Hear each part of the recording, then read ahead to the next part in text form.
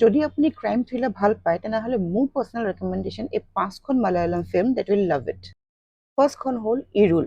এটা কাপল উইকেণ্ডত ফুৰিব যায় আৰু ৰাতি ধুমুহাত তেওঁলোকৰ গাড়ীখন বন্ধ হৈ যায়।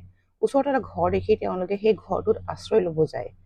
সেই ঘৰৰ মালিকৰ লগত কথা পাতোতে লাহেকৈ গম পায় যে ইয়াতে কিবা এটা গণ্ডগোল আছে আৰু সেই ঘৰটোত এটা চিৰিয়েল কিলাৰ আছে।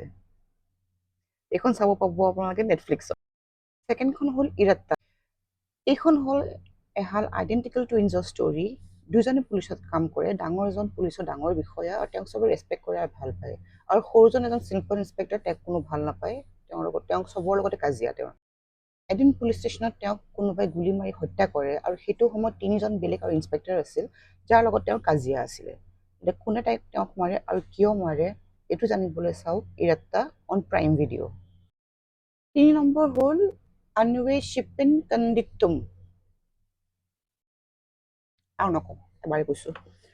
এইখন চিনেমা হ'ল এখন ছাছপেণ্ডেড পুলিচ অফিচাৰ এজনৰ ওপৰত।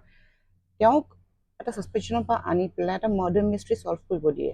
তেওঁ আৰু লগত তেওঁ 3জন আৰু ছাছপেণ্ডেড অফিচাৰক লৈ পেলাই এই 4জনে মিলি সেই মাৰ্ডাৰ মিষ্ট্ৰী ছল্ভ কৰে এখন গাঁৱত গৈ পেলাই। এইখন চাব পাব নেটফ্লিক্সত। এজনী প্ৰফেচাৰৰ open and shut murder case এটা কোৰ্টত গৈ পেলাই এটা বেলেগ টাৰ্ণ লয়। এইটো কি টাৰ্ণ জানিবলৈ চাওক Jana Gana Mana on Netflix. 5 number হ'ল কোল্ড কেছ। এটা পুখুৰীৰ কিনাৰত এটা বেগ এটাত এটা মানুহৰ স্কাল এটা পায়। এই স্কালটো কাৰ হয়, কোন হয় সেইটো ছল্ভ কৰিবৰ কাৰণে এজন পুলিচ অফিচাৰ লাগি যায়।